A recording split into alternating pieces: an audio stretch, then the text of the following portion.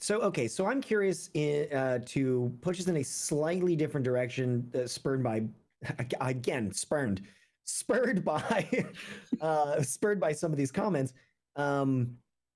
What are the, if I can keep track of it, what are some of the other motivations for sort of audience choice, your preference for how you construct? Like I remember, Loco, you and I talked about this with some other content creators who had made certain transitions, who at a certain time were focusing on a handful of games, or maybe one game in particular. And I think Minecraft is an easy example of this. But there are also much larger games that have a much stronger young person sort of focus and audience, MMOs and stuff that are more in that direction.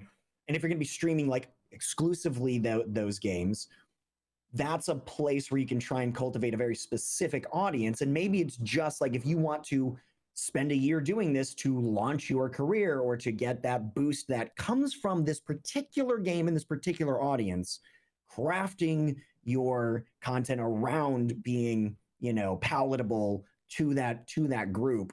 Meg, what are your thoughts on that, on the selection and the motivations for some of those choices?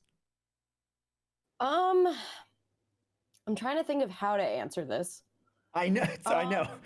It was a loaded question. I feel like Ninja and Fortnite come to mind as like the prime example of someone who changed their content because of the success under that game that they were playing. Yeah, for sure. And I think that it really comes down to that at the end of the day, like being aware of what's working for you. So if you are playing a lot of, Fortnite, for example, and you have a Ninja situation where it blows up and now suddenly you have like a much younger audience showing up, then at that point it might make sense to be like, well, whether I chose to or not, now my audience has shifted in a significant way as a result of what I'm playing. So maybe I should also then shift what I'm saying and what I'm doing. And he's an interesting example because, again, it was kind of like he just blew up and suddenly I believe, I'm not familiar with his earlier content, but I believe it used to be more mature, right? Yeah. Yep. So he kind of had that happen overnight, and that's definitely a more extreme example. But if something like that happens, it would make sense, I think, to then be a little bit more mindful of the sudden boost of people that you have coming in and what type of audience they are. Yeah, it's not like he ever really actively chose like, okay, now I suddenly like I want to cater to younger people now. It just kind of happened. So at that point, if he has younger people watching him, he doesn't want to be like super mature, I imagine. I actually think that was a mistake on my part as well. Because if you don't know your audience, if you just make assumptions about your audience, and I think that's key to that discussion. You need to know what your audience is. Yeah. Where it came from for me for a big reason why I chose to take the direction I did was I would get a lot of people that would say, does anybody know any family-friendly streamers? And people would say, you should go check out BennyFits. And I was like, I would always have to respond to that with, just so you understand, I'm family friendly. The content I'm playing may not be. Mm-hmm. And I felt like I was making that explanation. So I was like, I'm tired of trying to justify this maneuver. And so I was like, well, so I'll just go all family friendly. But it turns out that is it's difficult to find what is family friendly. It's a niche within a niche, right?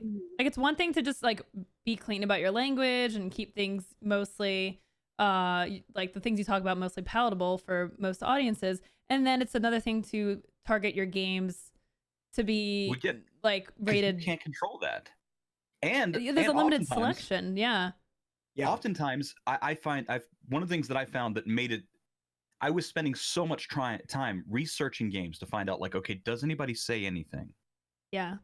Like I played quite a bit of Remnant Beyond Remnant. I don't even remember what the subtitle is in that game. Remnant. Mm. I played quite a bit of that before I was like, oh, wait a minute. No, people are actually saying some curse words here. And then I actually played Call of Duty multiplayer online before somebody pointed out that the operator that I was playing was constantly cursing. I can't even mute voice chat. It's not even voice chat. That's the problem. It wasn't even chat. It was the operator saying it. Yeah. I would find that if I would talk to a developer and say like, hey, how family friendly, how would you say, and they would say, well, this is our rating, but the rating doesn't actually mean anything in that space. The rating, because it could be where we're rated M.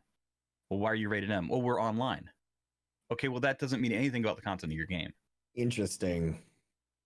It's surprising how few representatives actually know what the how appropriate the content of their game is.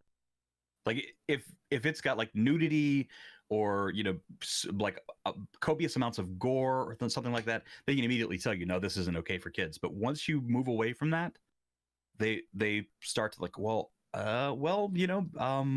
we've got this rating, and then that's kind of what they have to point to. So